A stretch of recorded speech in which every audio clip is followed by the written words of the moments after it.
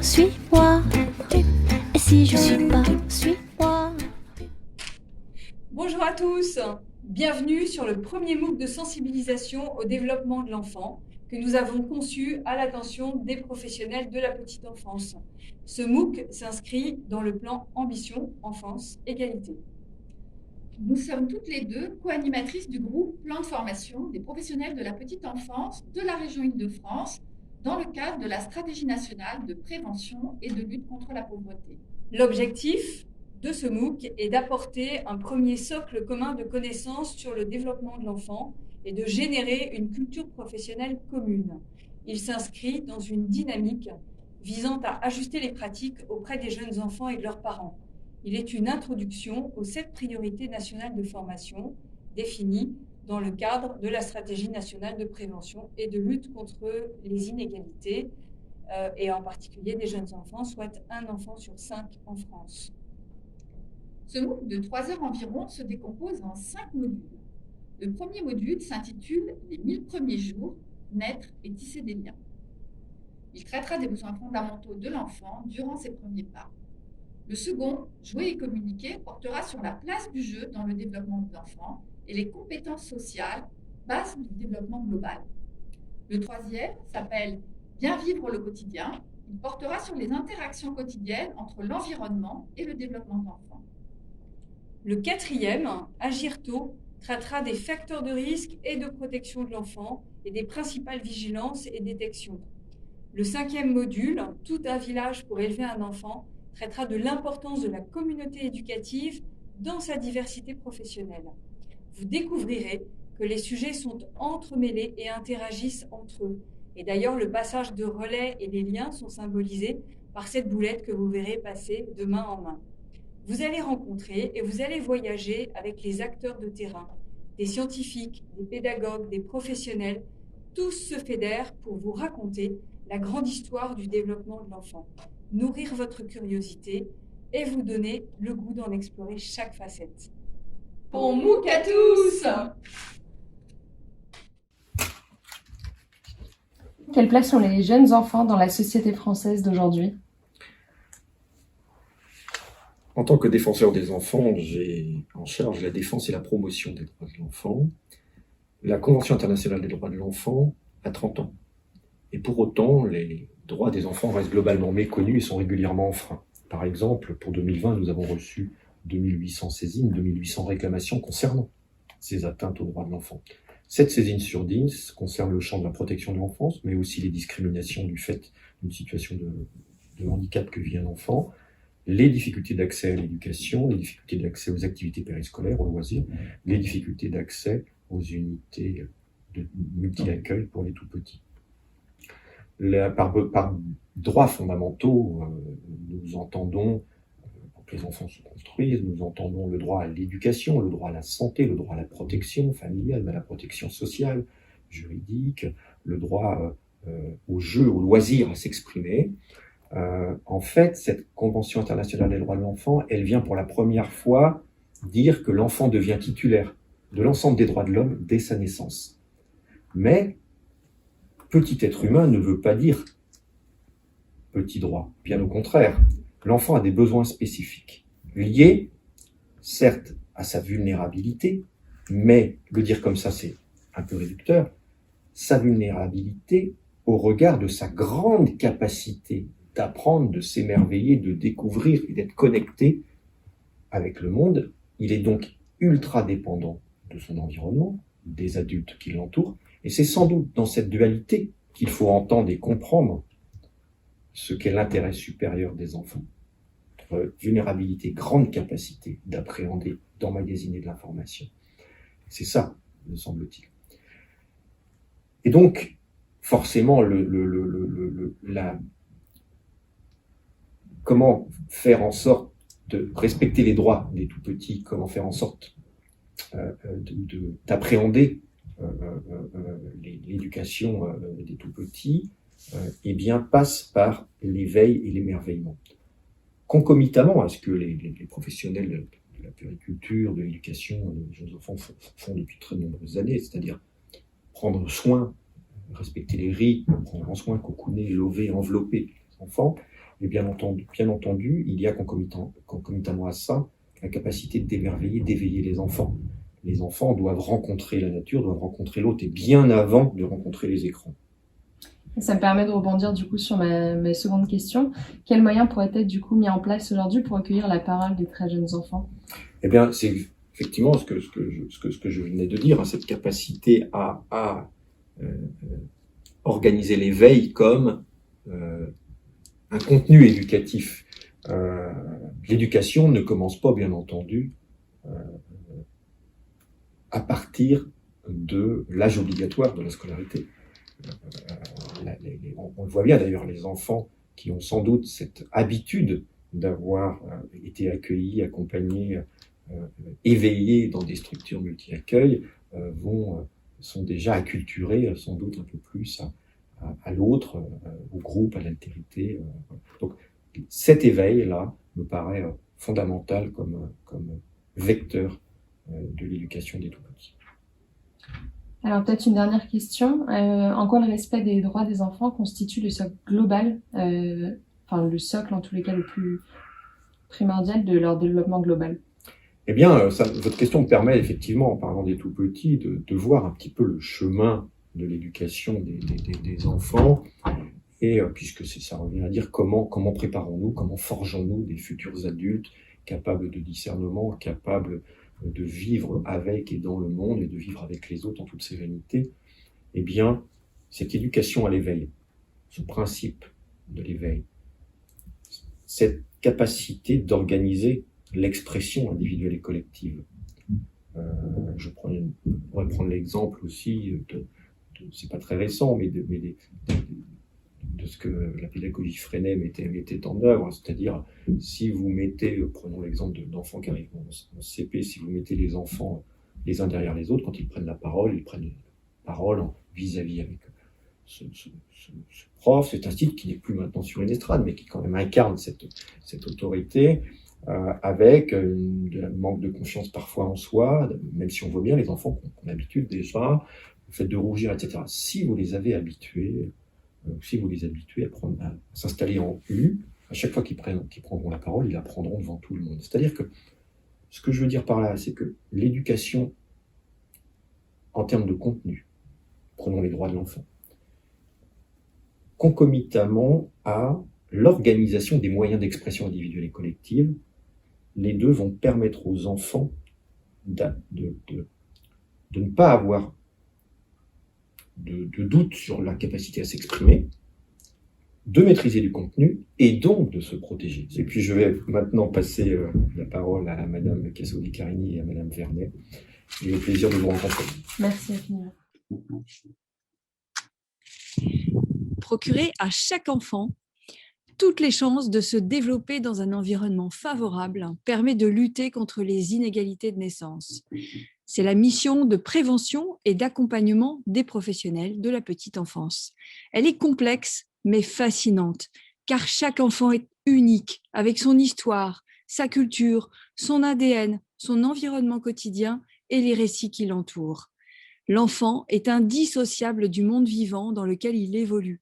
Il en résulte un respect et un goût du monde, amer ou sucré selon la manière dont on le présente à l'enfant et dont l'enfant va l'appréhender. Nous le partagerons avec vous. Ces premières expériences vont sculpter son cerveau.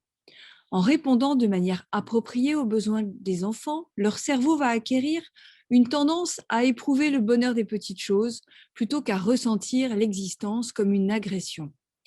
Heureusement, leur cerveau est très plastique. Il se transforme sans cesse selon les expériences sensorielles, affectives et sociales, ainsi que les apprentissages, et ce tout au long de la vie. Nous le percevons déjà. Partager une culture scientifique commune assure une grande cohérence dans l'accompagnement du développement de l'enfant. Nous sommes d'ailleurs tous concernés, des organisations internationales, aux États, aux élus sur nos territoires et à chaque membre de notre société et chaque professionnel de l'enfance. Nous sommes tous, à un moment de notre vie, face à des facteurs de risque. L'isolement, différentes formes de vulnérabilité, les aléas de la vie, les virus.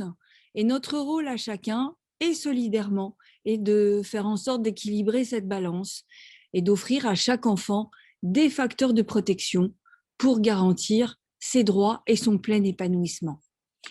Notre éthique professionnelle rejoint l'intérêt d'agir au plus tôt sur le parcours de tous les enfants que nous accompagnons. À toi, Isabelle, de nous présenter les premiers pas de la vie et quelques éléments du rapport que nous avons coécrit sous la présidence du docteur Boris Cyrulnik.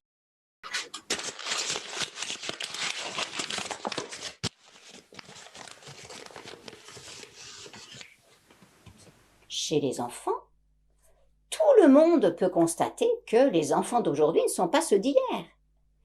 Ils se concentrent difficilement, ils sont plus impulsifs, hyperactifs ou tout mous. On voit une augmentation des troubles neurodéveloppementaux, de l'autisme. On voit aussi une augmentation de la myopie, des défauts de convergence oculaire, des troubles étranges tels que des défauts d'équilibre ou de coordination motrice, visuo-motrice, une hypersensibilité sensorielle, des difficultés d'intégration sensorielle, des troubles anxieux, des troubles du sommeil, des troubles alimentaires, des retards dans la pensée logique. On voit une perte de 25% des capacités cardiaques, une diminution des capacités physiques, un effondrement du tonus musculaire, voilà. Et bien sûr, des crises de rage à la moindre frustration, qu'ils aient 2 ans ou 10, voire 14. Que se passe-t-il? Les épidémiologistes ont mené l'enquête et ont abouti à la mise en évidence du rôle de l'environnement dans les premiers temps de la vie. Les découvertes de l'épigénétique ont bouleversé notre vision de la santé et de la maladie. Avant, on pensait que la génétique déterminait nombre de choses. L'épigénétique est l'étude des mécanismes qui entourent les gènes et qui modifient l'expression de ces gènes. Le débat inné ou acquis est clos. Les gènes sont modulés par l'environnement. Tout cela a abouti à un concept, le DOHAD, Developmental Origin of Health and Adult Disease, l'origine développementale de la santé et des maladies adultes. Eh oui, les causes de toutes ces maladies non transmissibles, les causes des maladies qui se développent à 50 ans, peuvent se situer en période périnatale. Il s'agit alors de repérer les facteurs de risque et les facteurs de protection, faire de la prévention et préparer un avenir meilleur. C'était l'idée de notre rapport. De nombreuses études ont montré que les 1000 premiers jours formaient une fenêtre de vulnérabilité et donc de possibilités de prévention. 1000 jours, c'est un concept, hein. Ça va du 4e mois à 2 ans, mais nous savons que l'environnement de la mère et même celui du père avant la conception ont un impact sur le développement du fœtus, puis du bébé, de l'enfant. Donc, certaines de nos recommandations concernent l'anténatal et s'étendent jusqu'aux 3 ans de l'enfant, l'entrée à l'école.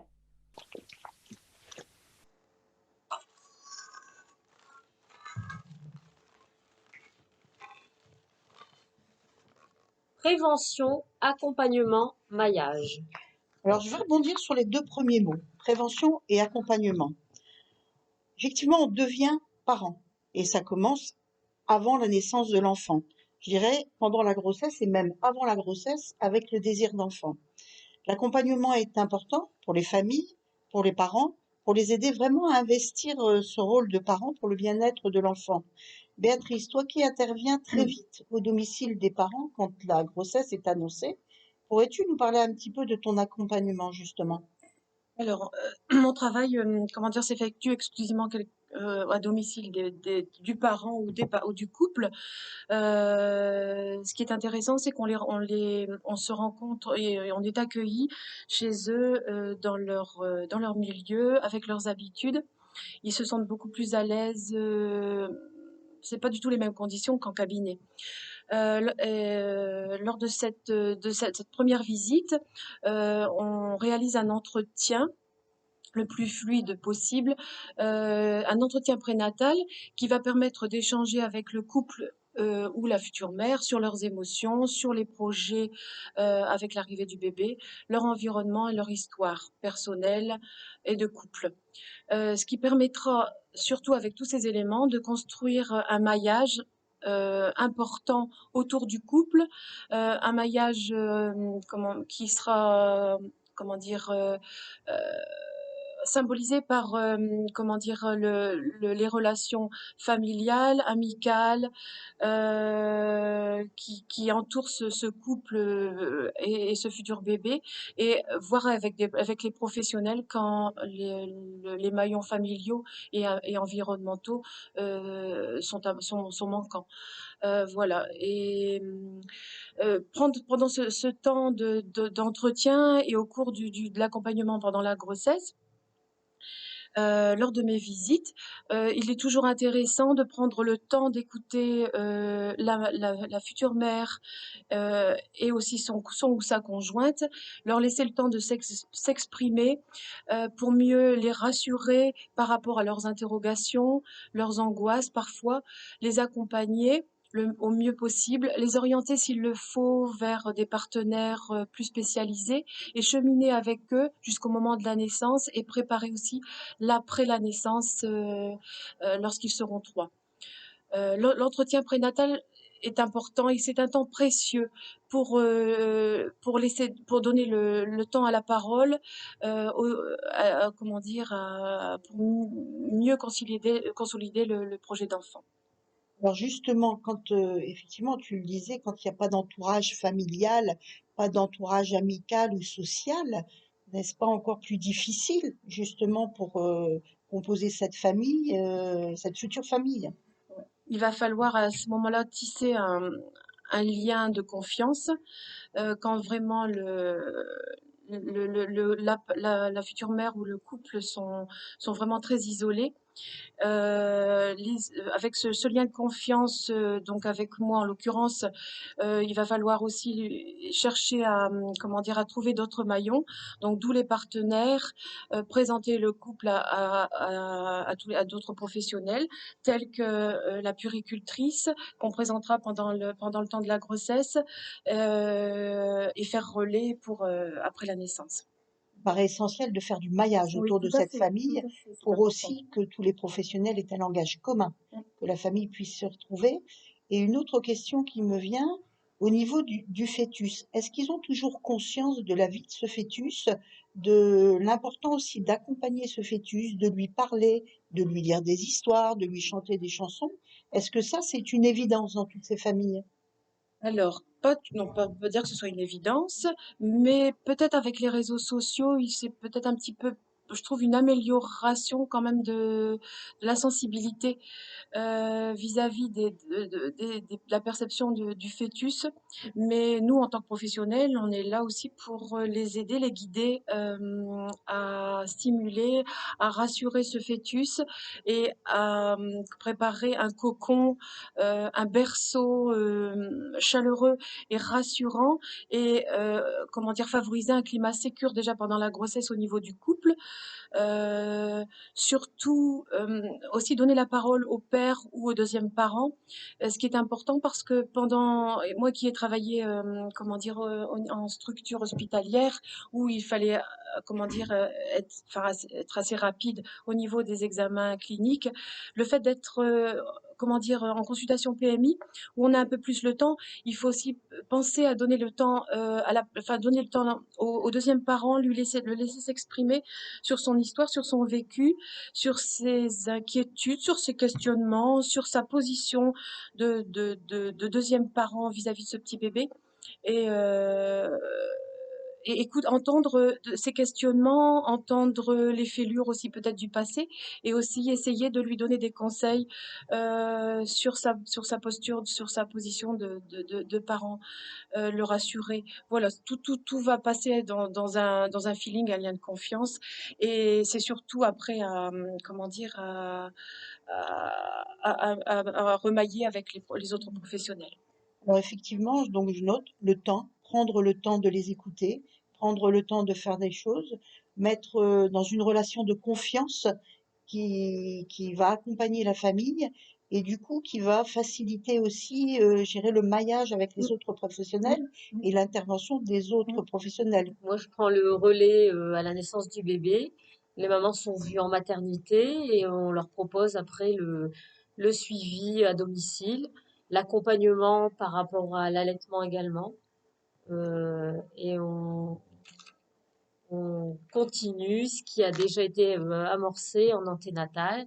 On répond aux questions parce que le bébé est arrivé, donc il y a d'autres questions qui se posent et les parents ont besoin de réponses et quand l'accompagnement familial n'est pas toujours là, on a un rôle capital.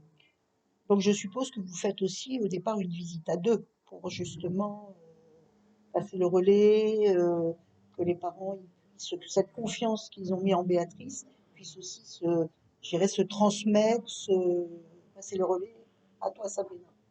Oui, on fait des visites communes, donc la puéricultrice va en anténatal avec la sage-femme ou parfois la sage-femme nous fait le lien et on va voir la maman, la nouvelle maman qui a entendu parler de nous. Oui.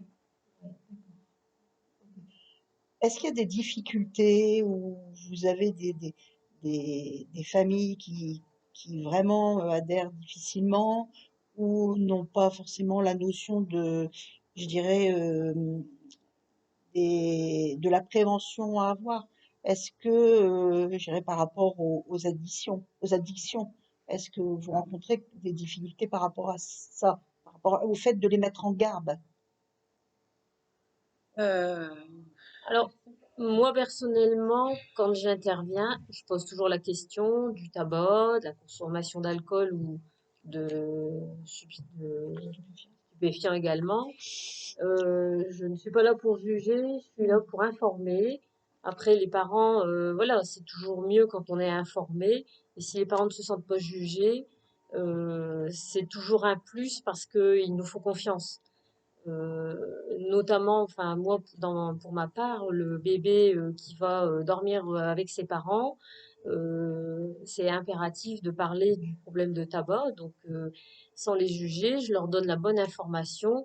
Et souvent, les parents ne savent pas ou n'ont pas mesuré l'importance et la gravité et ils réfléchissent ou modifient leur façon de faire. Écoutez, je vous remercie beaucoup toutes les 2 de votre témoignage. On va renvoyer la boulette. Prochain.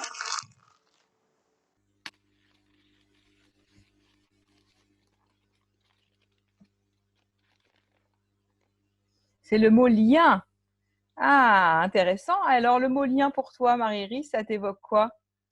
Bah pour moi, le mot lien, dans la petite enfance, ça m'évoque surtout l'attachement, enfin la théorie de l'attachement en tout cas, et ce lien qui existe entre un enfant, un tout petit, et la personne qui prend soin de lui.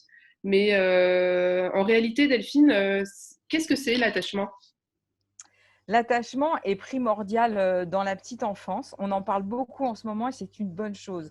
En fait, ça se rapporte au lien émotionnel que l'enfant tisse avec les adultes, l'adulte ou les adultes qui prennent soin de lui. Ce lien favorise la proximité de l'enfant avec ses figures adultes qu'il a dans son entourage.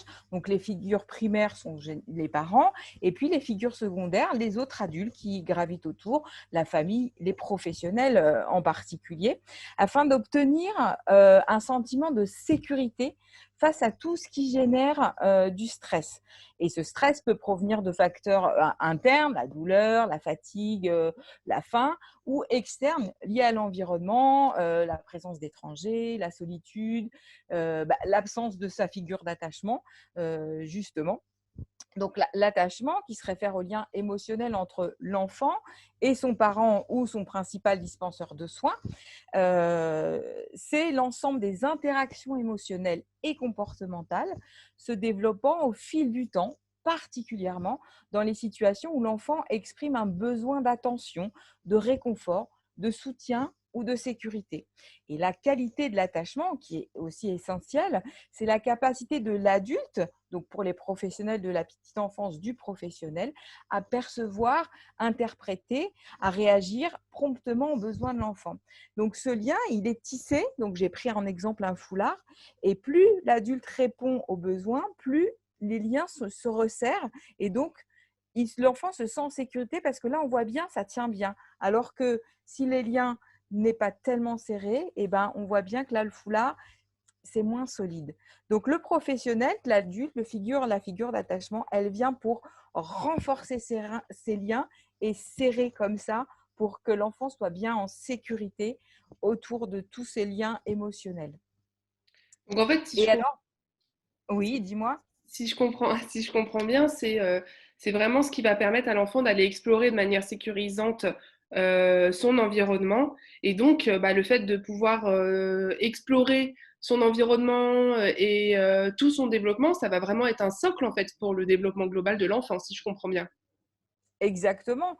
Donc, du coup, par rapport à son développement global de l'enfant, qu'est-ce que tu pourrais nous en dire, toi, Marie-Iris? Bah, si j'ai bien compris, ça va lui permettre de pouvoir vraiment se dire qu'il peut se compter sur l'adulte pour pouvoir se développer, donc réguler ses émotions, explorer son environnement, optimiser son développement cérébral parce qu'il sait qu'il y aura toujours quelqu'un pour prendre soin de lui. Et puis, ça va permettre de favoriser l'adoption de comportements sociaux positifs et donc, derrière, des développements de relations sécurisantes positives. Et donc une meilleure aussi inclusion dans la société. Donc finalement, être bien attaché, c'est pas si mal. C'est un bon départ et ça permet vraiment de s'ancrer. Et le mot socle est important, effectivement. Tout à fait. Et c'est pourquoi dans la vie, ce lien est important dans la vie de l'enfant, dans sa construction. Et pourquoi pour un professionnel de la petite enfance, c'est important de bien le mettre en place et de favoriser sa qualité. Bah, c'est vrai qu'en tant que professionnel, nous sommes garants de la sécurité physique, psychique et morale de l'enfant. Et donc, en devenant une figure d'attachement, alors pas primaire, parce que la figure d'attachement primaire, ce sont le plus souvent les parents, mais en tant que figure d'attachement secondaire, on va venir vraiment contribuer à garantir sa sécurité psychique. Exactement, exactement. Et pour que ces relations s'enracinent, il est important qu'elles soient dans un contexte chaleureux, sensible et attentif, pour que voilà, le professionnel s'ouvre et soit vraiment dans cette optique-là. Alors, comment on fait, par exemple, pour mettre en place ces relations? Ça va ça va vraiment être prendre le temps avec l'enfant pour apprendre à mieux nous connaître, à se familiariser avec le nouvel environnement qui est le lieu d'accueil de l'enfant, que ce soit dans une collectivité ou à la maison de l'assistante maternelle. Ça peut être lors des émotions intenses que peut vivre l'enfant et qu'il n'est pas dans la capacité de pouvoir réguler parce qu'il est immature d'un point de vue cérébral. Ça va être aussi être présent en tant qu'adulte pour pouvoir le soutenir dans ses tempêtes émotionnelles en lui parlant doucement, en lui offrant son doudou, en lui offrant les bras, les câlins, etc. pour vraiment contribuer à devenir cette figure d'attachement secondaire qui est en fait essentielle pour son développement. Ce qui vient appuyer ce que nous disent les neurosciences sur l'immaturité cérébrale du cerveau par rapport au cerveau limbique et au cortex orbitofrontal. Et puis, tout à l'heure, tu parlais d'environnement, sur l'impact de l'épigénétique aussi, où aujourd'hui, on sait que l'épigénétique impacte à plus de 80% sur le développement de l'enfant. Effectivement, il y a l'environnement, il y a les émotions, la présence, l'encadrement pour les émotions, et puis peut-être, par exemple, je dirais aussi proposer un rituel de séparation du matin, l'enfant va passer de sa figure d'attachement primaire à sa figure d'attachement secondaire. Donc, bien renforcer cette liaison entre les adultes, puisque c'est une relation tripartite avec l'enfant, le parent et le professionnel, pour que la transition se passe au mieux. Et donc là, on a, voilà, prendre un temps de qualité, c'est ce que tu disais tout à l'heure, entre les professionnels de la petite enfance, afin de construire ce lien de confiance primordial pour l'enfant, le socle dont tu parlais tout à l'heure. Donc vraiment, l'attachement, c'est vraiment un lien essentiel vraiment pour l'enfant, pour toutes les dimensions de son développement, pour vraiment accompagner l'enfant dans ses besoins et avoir des réponses cohérentes à ses besoins aussi en tant qu'adulte. La relation d'attachement peut se symboliser aussi à travers ce dessin de la libellule et du nénuphar. La libellule est comme l'enfant. Il peut un jour vivre un stress particulier, une situation qu'il n'arrive pas à maîtriser, une émotion qu'il n'arrive pas à contrôler. Il a donc besoin de se poser sur le nénuphar qui représente la figure d'attachement et qui est ancré dans le sol et qui, même s'il y a du vent, même s'il y a des remous, reste bien ancré dans la terre.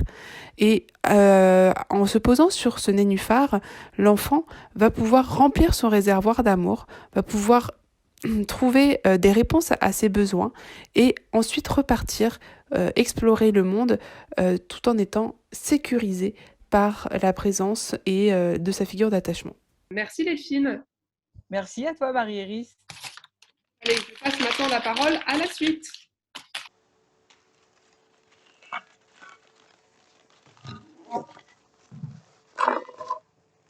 Bon, accueil et singularité.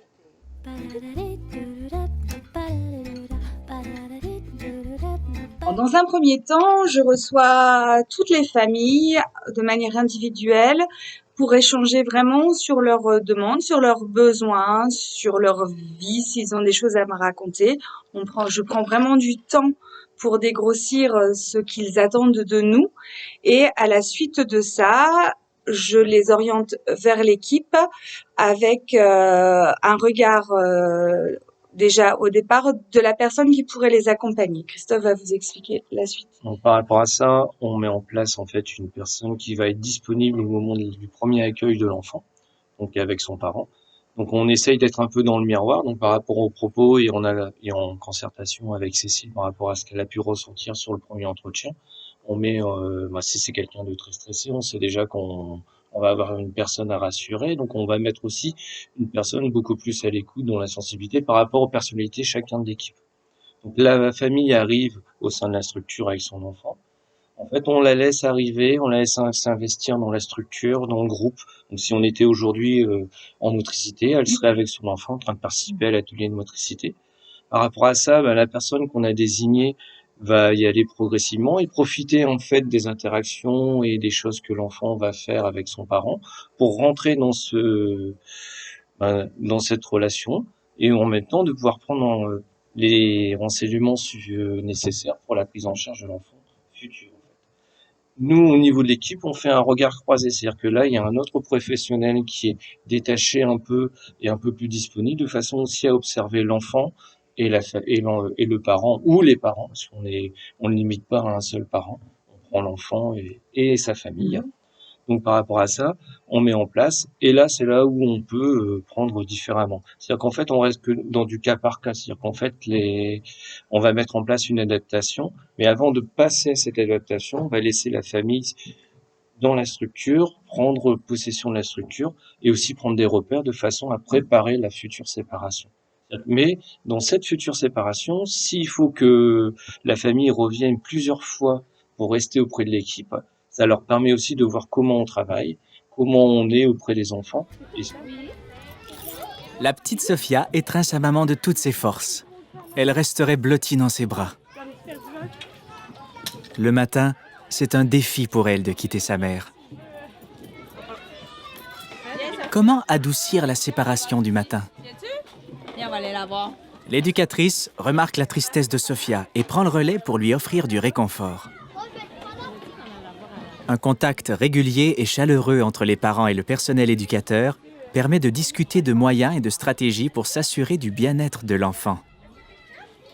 Les parents de Sophia, en collaboration avec l'éducatrice, ont développé un petit rituel rassurant. Bye, bonne journée. Tous les matins, Sophia salue sa mère de l'autre côté de la clôture. L'éducatrice reconnaît le défi de Sophia et l'aide à se séparer de sa maman. Pour les prochaines minutes, elle restera à proximité de celle-ci en lui parlant doucement pour la réconforter et faciliter la transition vers le jeu. Sans brusquer les choses, elle s'approche des autres enfants du groupe. et donne le temps nécessaire à Sophia pour s'acclimater. Sophia ne pense plus à la séparation. Et c'est ce qu'on essaye, et c'est vrai qu'on ne veut pas être non plus un peu des robots. C'est que chaque arrivée d'enfant est différente et chaque famille est différente. Donc c'est ce qu'on essaye aussi, nous en tant que professionnels, d'avoir vraiment d'avoir quelque chose au cas par cas et être vraiment dans du différencié. C'est ce que nous on recherche aussi dans notre pratique. Et de toute manière, pour que ça se passe bien pour tout le monde, il faut que la confiance soit instaurée autour des 3 axes: parents, enfants et professionnels. Et c'est vraiment important que le professionnel ait aussi confiance aux parents, que le parent ait confiance aux professionnels et que l'enfant, au milieu de tout ça, se rende compte que c'est une deuxième famille, entre guillemets, qui s'instaure autour de lui pour justement pouvoir le laisser grandir à son rythme. Gabriel vient à la crèche pour la première fois. Il doit apprivoiser son nouvel environnement, ainsi que Céline, sa nouvelle éducatrice. Comment aider Gabriel à tisser un lien avec cette nouvelle personne? En restant avec lui et en le gardant dans ses bras, sa maman facilite ce premier contact. Céline parle à Gabriel, lui sourit et lui tend les bras. Sa mère étant tout près, Gabriel accepte l'invitation. Céline joue et rit avec lui, ce qui contribue à créer ce lien entre eux. On permet aussi, les équipes se réunissent de manière très régulière, ensemble, pour parler vraiment de tout et ouvrir leurs idées et pouvoir trouver des solutions autour des familles. Et il y a vraiment cet échange qui est primordial pour que l'équipe soit vraiment en cohésion et en cohérence et pouvoir améliorer nos pratiques envers ces familles et se réunissent une fois tous les 15 jours, alors pas très très longtemps, une petite heure, mais ça permet vraiment de pouvoir échanger à cœur ouvert sur tout ce qu'ils vivent et pouvoir harmoniser et faire en sorte que toutes les familles se sentent bien. Et c'est grâce à ce temps-là qu'on a pu réfléchir, améliorer. Alors on est encore en cours d'amélioration, rien n'est figé parce que voilà, on aura toujours des choses à améliorer. Donc c'est surtout ça qui fait que c'est enrichissant et c'est ce qu'on attend en fait de toutes ces rencontres. Et ce mélange des cultures et d'éducation de toute manière est très enrichissant pour tous les enfants et aussi pour l'équipe parce qu'on rencontre plein de choses et ça nous permet aussi de pouvoir harmoniser les pratiques en fonction de ce que l'enfant vit chez lui parce que c'est pas la même chose que dans l'autre famille et c'est très enrichissant pour toutes les familles et pour tous les enfants de pouvoir grandir dans un univers avec plein de personnalités différentes. C'est surtout un temps où on essaie aussi de croiser nos regards et aussi nos savoirs et qui nous permet en fait d'avoir une vision des fois différente de la situation parce qu'on est positionné à un autre endroit et voilà. Vous avez raison, en fait, il y a quelque chose de passionnant dans la rencontre à l'autre, mais il y a aussi quelque chose de très exigeant. Ça exige beaucoup de nous-mêmes, de notre mobilisation à être au travail, de cette capacité d'adaptation, de cette écoute très fine, très bienveillante, de l'observation, vous nous l'avez dit, et puis également, vous disiez, on s'améliore toujours. Mais je crois qu'en fait, votre projet, il ne peut pas être autrement, parce qu'en fait, vous êtes sur du vivant. Et si être sur du vivant, ça veut dire continuer à s'adapter la vie, les histoires que vous rencontrez, les enfants que vous rencontrez et qui vous rencontrent. Donc là, il y a quelque chose de très vivant, de très dynamique. Donc votre projet, il y a une base, qui est des fois très difficile aussi. Oui, bien sûr. C'est pour ça que je disais qu'il y a quelque chose aussi de très exigeant en fait dans ce projet. Il est ô combien passionnant, mais en même temps, il exige réflexion, réflexivité, du temps et d'être dans une dynamique. Tout à l'heure, dans une aparté, vous avez dit que c'est un beau challenge. Le challenge, il est dans quelque chose d'exigeant, de dynamique, mais en même temps de passionnant. Il n'y a pas de souci. Ah bon?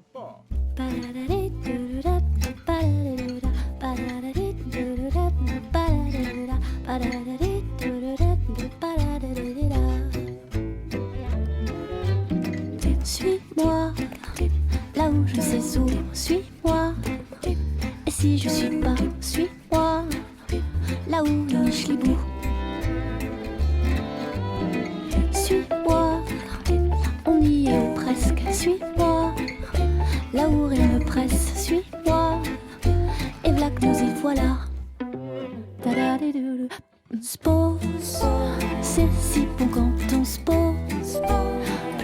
question et qu'on ose ouvrir enfin les bras. Se perd, c'est si bon quand on se perd, sans ces espèces de repères qui nous repèrent même pas. Spam, c'est si bon quand on se spam, d'être si beau ici bas.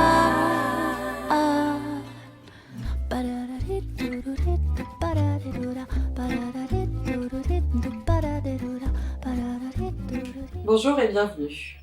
Je m'appelle Caroline et je vous retrouverai à la fin de chaque module de ce MOOC pour un temps de respiration, un temps pour vous. L'objectif est simplement de prendre un moment pour vous recentrer et pour revenir dans votre respiration, vous reconnecter aux sensations dans votre corps. Pour aujourd'hui, je vous propose de commencer par vous installer confortablement sur un siège, au sol, sur un fauteuil ou sur un canapé. Tous vos pieds sont posés, vos mains sont également déposées là où vous le souhaitez. Et je vais vous demander de garder le dos alerte, droit, une posture digne. Donc vous pouvez détendre les épaules et puis comme si vous étiez suspendu par un fil à partir du sommet du crâne. Et vous pouvez fermer les yeux si vous le souhaitez ou avoir le regard qui va vers le bas.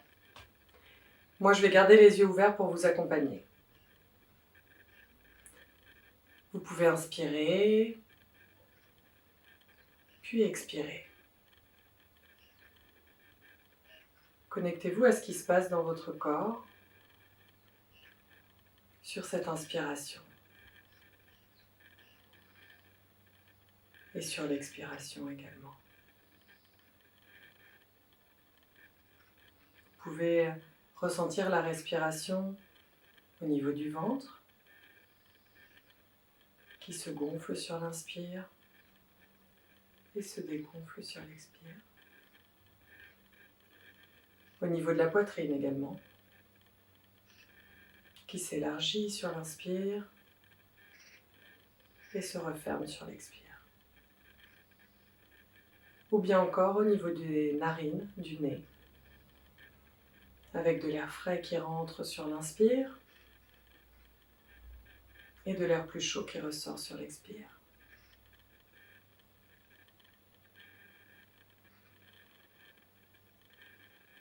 Quand vous le souhaitez, vous pourrez revenir ici et maintenant en ouvrant les yeux. Et nous nous retrouverons à la fin du prochain module. À tout à l'heure.